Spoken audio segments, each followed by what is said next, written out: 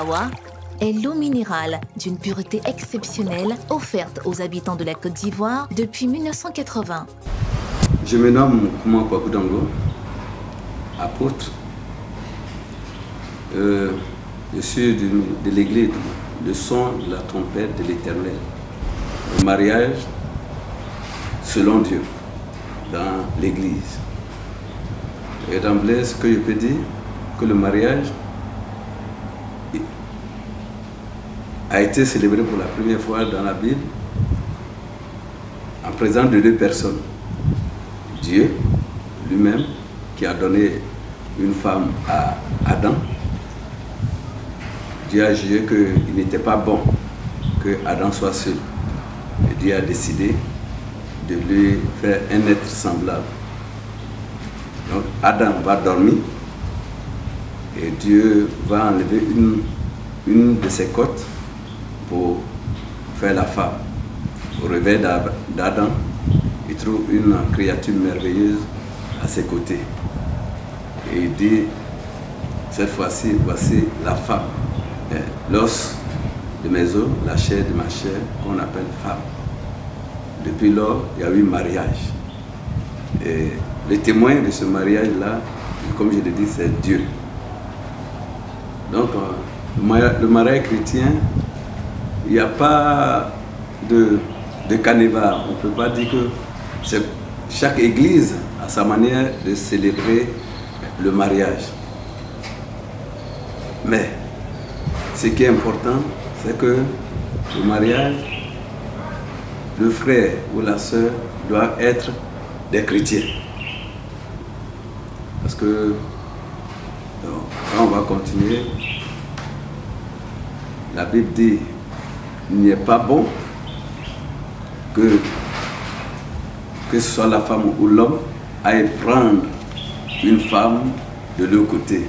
Dans Romains, il est dit, il n'y a pas de rapport entre les ténèbres et la lumière. Il n'y a pas de rapport entre Jésus-Christ et les idoles. Donc, on peut dire que pour qu'il y ait mariage, il faudrait que le frère et la sœur soient des frères en Christ. Il est dit que le mariage soit honoré de tous également. Donc on parle de mariage quand il y a deux familles. Et ce qui est important dans le mariage, c'est une alliance. Le mariage est une alliance. Comme Christ est allié à l'Église. Et donc il ne peut pas avoir une rupture. Donc quand on décide de se marier, on doit avoir en esprit que c'est une alliance. C'est pas une relation, mais c'est une alliance. Le frère et la sœur s'unissent. Ça devient une alliance, comme à l'image de Christ et l'Église. Donc, je vais dire que dans le mariage, quand on est lié par les liens du mariage, il y a un acte qui doit primer, le pardon. Le pardon, parce que c'est deux caractères qui s'unissent. Et donc, on doit pouvoir pardonner. Dans le mariage chrétien, il ne peut avoir de divorce.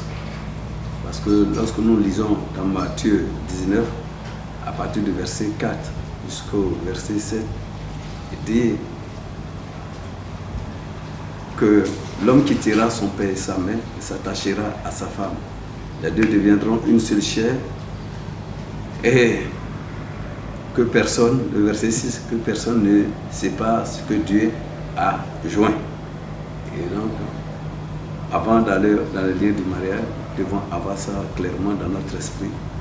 C'est une union, c'est une alliance. Or, l'alliance ne peut être rompue que lorsque l'un des conjoints n'est plus. L'un des conjoints n'est plus. Et les apôtres pouvaient poser la question au Seigneur Jésus, pourquoi Moïse a permis. Et toujours dans Matthieu là, Jésus dit, Moïse a permis à cause de la dureté des cœurs. Sinon, au commencement, il n'en était pas ainsi.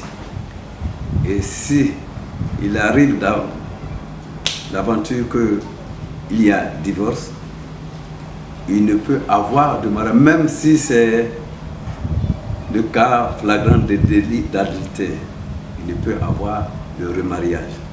Est-ce qu'aujourd'hui, il faut payer la dot ou pas? Comme je l'ai dit, le premier mariage qui a été célébré, il n'y a pas eu de dot. La dot est survenue lorsque Abraham a dit à son serviteur d'aller dans sa patrie prendre une femme pour son fils Isaac. Quand son serviteur partait, la Bible dit qu'il est parti avec des présents. Et lorsqu'il a trouvé la femme, Rebecca, il a offert des présents. Et depuis lors, c'est devenu une institution dans l'église.